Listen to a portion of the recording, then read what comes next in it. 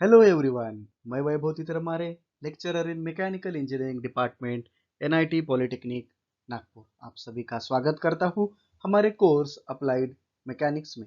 आज के 29th lecture में हम पढ़ने वाले हैं graphical solution of non concurrent force system. So here we go. In previous lecture, we have learned about the graphical solution of concurrent force system. Apart from that, we have also learned about the triangle law of forces and law of polygon. So, learning outcomes. After completion of this lecture, you are able to calculate the resultant and its position by graphical method. These are the program outcomes which are going to be achieved after successful completion of this lecture. Let us discuss the term used in graphical method.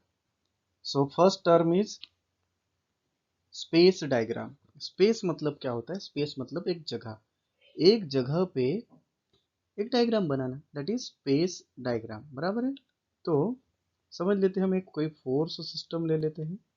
This is 10 Newton force, this is 20 Newton force and this is 30 Newton force. बराबर, एक space में एक force system है। तो इस force system के आजू बाजू में ए बी सी डी लिखना, मतलब बोज नोटेशन। और ये जो कंप्लीट जो डायग्राम बनी हुई है, इसे हम स्पेस डायग्राम बोलते हैं। इसे हम कौन से डायग्राम बोलते हैं बेटा? Space diagram. मतलब डायग्राम को बोज नोटेशन के साथ नेमिंग करना, that is nothing but a space diagram. The diagram in which number of forces acting on a body are drawn in a space.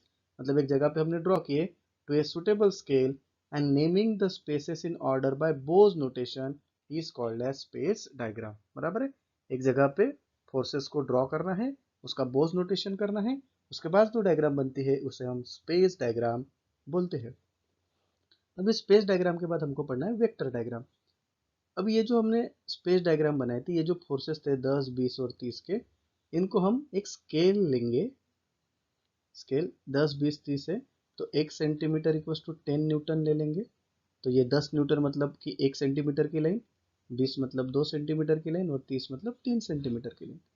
तो ए से जब बी जाएंगे हम, तो इस 10 न्यूटन वाले लाइन को हम क्या करेंगे? पैरेलल लाइन बनाएंगे 1 सेंटीमीटर की ए से बी। फिर इधर हम 20 को पैरेलल 2 सेंटीमीटर की बी से सी लाइन बनाएंगे। फिर 30 न्यूटन को पैरेलल एक हम तीसरी लाइन बनाएंगे। बराबर है। आखिरी वाले पॉइंट को हम ए डैश बोलते हैं।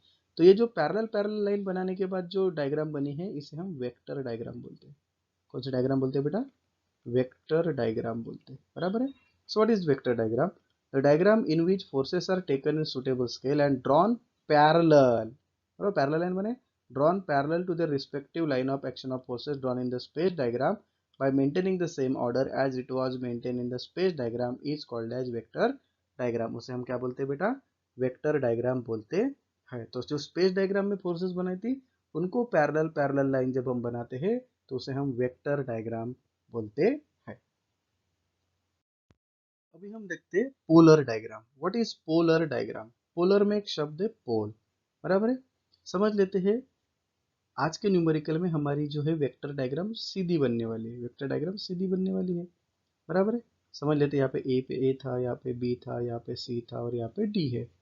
ठीक है। तो हम क्या करेंगे, यहाँ पे कहीं तो भी एक पॉइंट ओ लेंगे, जिसको हम बोलते हैं पोल। और इस पोल के साथ इन सभी पॉइंट्स को ज्वाइन करेंगे, जैसे पोल को वायर ज्वाइन रहते हैं। बराबर है। तो इस डायग्राम को बोलते हैं पोलर डायग्राम। कौन सा डायग्राम बोलते हैं बेटा इसको? Polar diagram. It is the diagram obtained by joining beginning and end points of all the forces of vector diagram to an arbitrary point O called as pole। बराबर है। तो जो हमारी ये वेक्टर डायग्राम थी, वेक्टर डायग्राम हमारी ऐसे सीधी बनी थी। तो इसका स्टार्टिंग पॉइंट था, इसका एंडिंग पॉइंट था। इसका स्टार्टिंग, एक फोर्स का स्टार्टिंग पॉइंट, एक पॉइंट का एंडिंग पॉइंट। तो इन पॉइंट्स को हमने क्या किया, एक पोल के साथ ज्वाइन कर दिया। उसे हम बोलते हैं, क्या बोलते हैं बेटा? Polar diagram. उसे हम पोलर डायग्राम बोलते हैं। ओके। अभी समझ लेते हैं हम इसको। ये हमारा ओ ए लाइन है, ये हमारा ओ बी लाइन है, ये हमारा ओ सी लाइन है और ये हमारा ओ डी लाइन है। तो क्या करेंगे, हम इन लाइंस को पैरेलल पैरेलल और एक लाइन बनाएंगे। जैसे ओ ए लाइन को पैरेलल एक, OB को पैरेलल एक, OC को पैरेलल एक और OD को पैरेलल एक। तो इनको सभी को पैरेलल पैरेलल लाइन बना के जो हमको एक डायग्राम मिलती है उसे हम बोलते हैं फनिकुलर पॉलीगॉन। उसे हम क्या बोलते हैं बेटा? Funicular polygon. So it is the figure obtained by drawing the line parallel to OA, OB, OC and OD। ये जो OA, OB, OC और OD जो हमारी लाइंस थी उनको पैरेलल जो हमने लाइंस बनाई है that is called as the funicular polygon। उसे हम क्या बोलते हैं बेटा? फनिकुलर पॉलीगॉन बोलते हैं। चलिए तो आज का पहला न्यूमेरिकल हम देखते हैं अभी ग्राफिकल मेथड का। ये सेम क्वेश्चन हमने सॉल्व किया है एनालिटिकल मेथड से।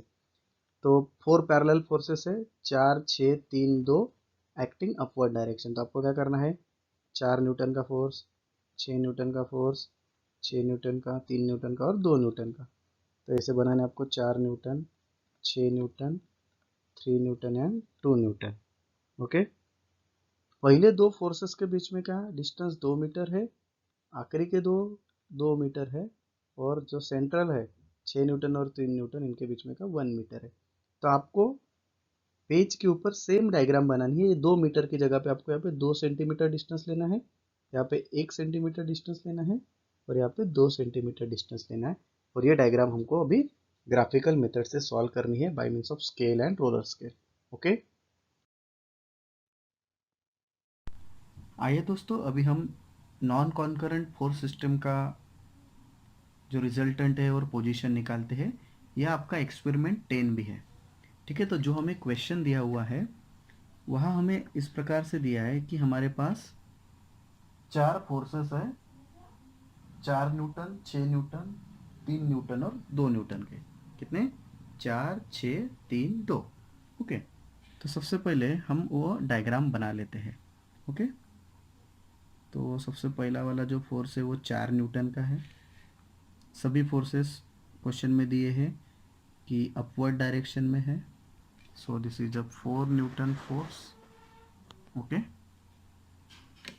उसके बाद जो डायग्राम में दिया हुआ है, हमको क्वेश्चन में दिया हुआ है कि 4 न्यूटन के बाद जो फोर्स है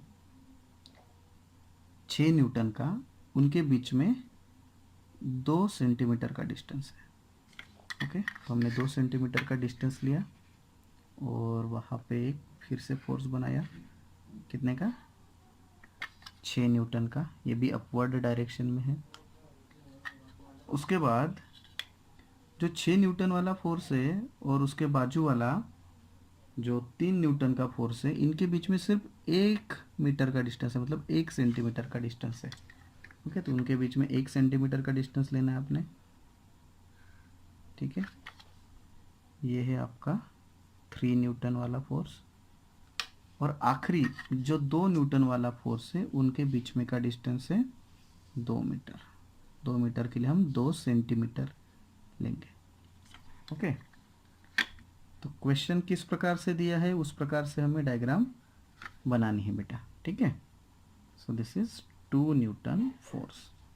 ओके, तो भाई उसमें क्या बोला है? 4 फोर्सेस है। पहले 2 फोर्सेस के बीच में 2 मीटर का डिस्टेंस है, आखिरी के 2 के बीच में 2 मीटर का, और जो बीच के 2 है 6 और 3, इनके बीच में 1 मीटर का डिस्टेंस है। हम ये डिस्टेंसेस भी मार्क कर लेते हैं। ठीक है, ये डिस्टेंस है हमारा 2 मीटर, ये डिस्टेंस है हमारा 1 मीटर, और ये डिस्टेंस है हमारा 2 मीटर। ओके, हाँ, अभी क्या करना है बेटा? आपने इसके नीचे ऐसे बाउंड्रीज बना लेनी है, मतलब प्रोजेक्शन लाइन बना के रखना है, ताकि हम यहाँ पे कोई भी काम अभी करेंगे नहीं। ठीक है, जो कुछ भी काम होगा इस लाइन के बाहर होगा। ओके, हाँ, अब इसका बोझ नोटेशन भी हमें करना पड़ेगा। बोझ नोटेशन कैसे करते हैं? हमने देखा है कि फोर्स के आजू बाजू में ए बी सी डी लिखो। तो इसके आजू में फोर्स के ए, इसके बाजू में बी, इसके आजू में हो गया, इसके बाजू में सी, इसके आजू में हो गया, बाजू में डी, इसके आजू में हो गया, बाजू में क्या रहेगा? ई रहेगा। ठीक है, तो ये जो डायग्राम बनती है इस डायग्राम को हम बोलते हैं स्पेस डायग्राम। देखा था पिछले वाले प्रॉब्लम में, देखा था हमने। इस डायग्राम को हम बोलते हैं स्पेस डायग्राम। ओके, अभी क्या करेंगे? अभी हम बनाएंगे इसका, क्या बनाएंगे हम इसका? Vector diagram. Vector diagram right side में बनाएंगे। वेक्टर डायग्राम बनाने के लिए सबसे पहले हमें क्या करना पड़ेगा बेटा? सबसे पहले हमें करना पड़ेगा इसका स्केल लेना पड़ेगा। क्या लेना पड़ेगा बेटा? हमको स्केल लेना पड़ेगा, बराबर है। तो स्केल कैसे लेंगे? देखिए, अभी फोर्सेस 4 6 3 2 ऐसे दिए, तो क्या स्केल हम 1 सेंटीमीटर इक्वल्स टू 1 न्यूटन ले सकते हैं? 1 सेंटीमीटर मतलब 1, तो 4 मतलब 4, 6 मतलब 6, 3 मतलब 3, 2 मतलब 2, हो गया। अभी सभी फोर्सेस ऊपर जाते हुए दिख रहे हैं, तो हमें शुरुआत नीचे से करना चाहिए ताकि हम ऊपर ऊपर जा सके, बराबर है। तो हम शुरुआत कहाँ से करेंगे? नीचे से करेंगे, ठीक है। शुरुआत हम नीचे से करेंगे, यहाँ से, ठीक है। नीचे से शुरुआत करते हैं हम, ओके।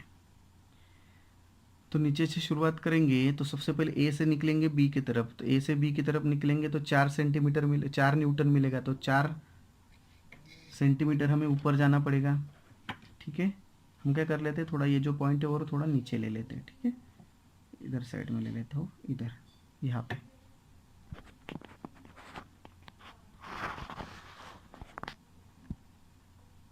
यहाँ पे ले लेता हूँ मैं, ठीक है, ताकि हमारे पास जगह ज़्यादा चाहिए। So this is my point A. A से जब हम बी की तरफ जाएंगे तो सबसे पहले हमें 4 सेंटीमीटर की लाइन बनानी है। 4 सेंटीमीटर बनाइए सबसे पहले। यस, ए से भी हम ऊपर जाएंगे, ए से भी 4 सेंटीमीटर। फिर बी से सी 6 सेंटीमीटर जाना है, बी से सी 6 सेंटीमीटर जाना है हमको। तो बी पॉइंट से आपको कहाँ जाना है? सी पे जाना है 6 सेंटीमीटर, ओके। बी से हम ऊपर चले गए कितना? सी के पास 6 सेंटीमीटर। फिर सी से डी, सी से डी कितना है? सी से डी कितना है? 3 सेंटीमीटर। सी से डी कितना है आपका? 3 सेंटीमीटर। तो सी से ऊपर जाओ और 3 सेंटीमीटर, 3 से और ऊपर जाओ 3 सेंटीमीटर। यहाँ पे आपको मिलेगा डी पॉइंट। और डी से ई कितना है? 2 सेंटीमीटर। तो डी से ई जाओ 2 सेंटीमीटर, डी से ई जाओ 2 सेंटीमीटर, ओके। हाँ, ये जो बन गई हमारी वेक्टर डायग्राम, इसे हम कौन सा डायग्राम बोलते हैं बेटा? Vector diagram, okay. तो वेक्टर डायग्राम बनने के बाद, वेक्टर डायग्राम बनने के बाद हमें और एक डायग्राम बनाना पड़ता है, दैट इज पोलर डायग्राम। तो हमें क्या करना पड़ेगा? यहाँ पे पोल बनाना पड़ेगा। एक पॉइंट, आपको कहीं पे भी पॉइंट लेना है जिसका नाम है पोल, जिसका नाम क्या है बेटा? पोल, ओके। हमने यहाँ पे एक पोल लिया हुआ है। अभी पोल को सभी वायर्स ज्वाइन रहते हैं, तो हमें क्या करना पड़ेगा? इस पोल को सभी पॉइंट से ज्वाइन करना है। जैसे पॉइंट था हमारा ई पॉइंट से इस पोल को ज्वाइन करो। फिर डी पॉइंट को भी ज्वाइन कर दो। उसके बाद सी पॉइंट को भी ज्वाइन कर दो पोल के साथ। उसके बाद बी पॉइंट को भी ज्वाइन कर दो पोल के साथ, और ए पॉइंट को भी। सभी पॉइंट्स को इस पोल के साथ ज्वाइन कर देना है। कर दिया ज्वाइन। तो ये जो डायग्राम हमारी बनी हुई है, अभी ये जो डायग्राम हमारी बनी हुई है, इसे हम बोलते हैं पोलर डायग्राम। इसे क्या बोलते हैं हम? Polar diagram, okay. अभी इसके बाद क्या करना है? पोलर डायग्राम बनने के बाद अभी हमें एक एक इलाके में जाके लाइन बनानी है। तो कैसे करेंगे? देखिए, अभी ये ए वाली लाइन है, ठीक है। दिस इज बी वाली लाइन, दिस इज सी वाली, डी वाली, ई वाली। और एक बात ध्यान में रखना, पोल आप कहीं पे भी बना सकते हो, ठीक है। पोल आप कहीं पे भी बना सकते हो। अभी क्या करेंगे? ए वाली लाइन, ये जो ए वाली लाइन है, आपको क्या करना है? इस ए वाली लाइन को, दिस इज ए का इलाका, ये सब इधर का ए का इलाका, ये बी का इलाका, ये छोटा वाला सी का इलाका, डी का इलाका, और ये इधर का ई का इलाका। तो अपने इलाके में जाके हमको लाइन बनानी है। तो क्या करेंगे? ए वाली लाइन रखेंगे आप ऐसे, इसके ऊपर रखा, ए वाली लाइन के ऊपर रोलर्स कर रखा, ए वाली लाइन के ऊपर, और ए के इलाके में जाके लाइन बनाएंगे। एक ही इलाके में जाके लाइन बनाएंगे। अभी हमको लाइंस बनानी है उसके उसके इलाके में जाके। तो ए पे रखा, एक ही इलाके में बराबर लाइन बनाई हमने, ठीक है। फिर बी के ऊपर रखा, बी लाइन के ऊपर, बी के इलाके में जाके लाइन बनाना। फिर सी वाली ऐसी है,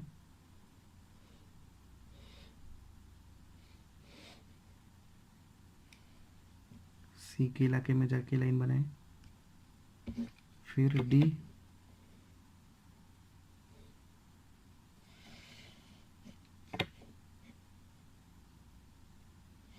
डी के इलाके में जाके लाइन बनाए।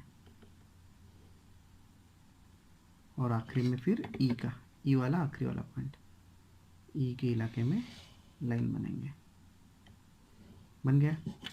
तो ये जो डायग्राम बनी है, इस डायग्राम को हम बोलते हैं बेटा फनिकुलर पॉलीगॉन। क्या बोलते हैं इसको हम? Funicular polygon.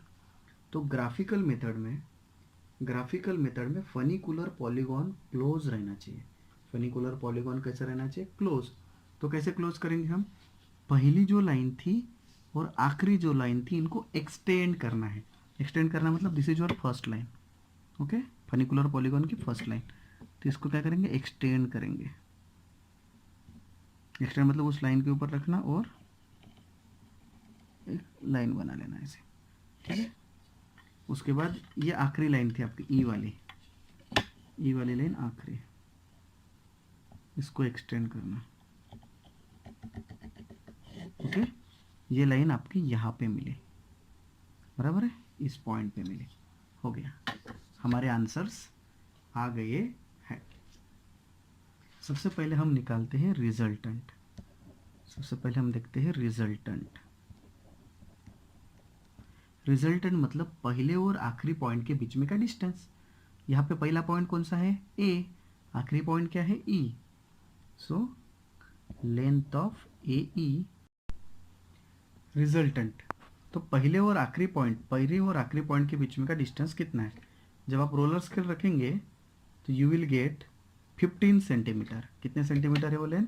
15 centimetre. Into scale हमने कितना लिया था? 1। सो आपको रिजल्टेंट मिलेगा 15 इंटू 1 इज 15 न्यूटन। तो दिस इज द रिजल्टेंट। अभी हमको इसकी पोजीशन चाहिए। पोजीशन मतलब x। तो पहले पॉइंट से ये डिस्टेंस कितना दिख रहा है आपको? ये डिस्टेंस कितना है? कितना डिस्टेंस है गिनिए। जब आप स्केल से मेजर करेंगे तो it is a 2 centimetre. So your position x is 2 centimetre, that is 2 metre, okay. So this is the problem. I hope आप सभी को ये क्वेश्चन अच्छे से समझ में आया होगा। तो सबसे पहले हमने क्या किया बेटा? सबसे पहले हमने स्पेस डायग्राम बनाया, फिर वेक्टर डायग्राम बनाया, फिर पोल के साथ उनको कनेक्ट किया, पैरेलल लाइन लेके आए इधर, फिर पहली और आखिरी लाइन को एक्सटेंड किया तो हमें x मिला। सो रिजल्टेंट इज पहला और आखिरी पॉइंट के बीच में का डिस्टेंस इनटू स्केल, और पोजीशन मतलब ये जो पॉइंट मिला था इसका distance, okay. Outcome that we have achieved. This is the most likely question asked in MSBT. तो आपको क्या करना है? क्वेश्चन ग्राफिकल मेथड से सॉल्व करना है और इसका जो सॉल्यूशन है वो मुझे सेंड करना है, ओके।